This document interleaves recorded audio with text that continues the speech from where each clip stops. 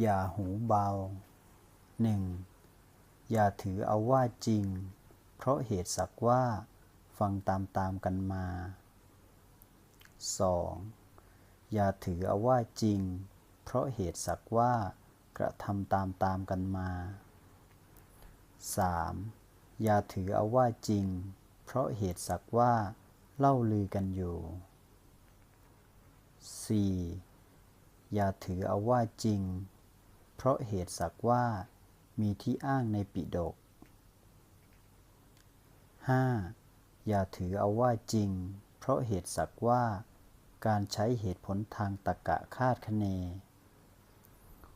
6. อย่าถือเอาว่าจริงเพราะเหตุสักว่าการใช้เหตุผลทางนัยยสันนิษฐาน 7. อย่าถือเอาว่าจริงเพราะเหตุสักว่าการตรึกตามอาการ 8. อย่าถือเอาว่าจริงเพราะเหตุสักว่าทนต่อการเพ่งแห่งทิฏฐิ 9. อย่าถือเอาว่าจริงเพราะเหตุสักว่าฟังดูน่าเชื่อ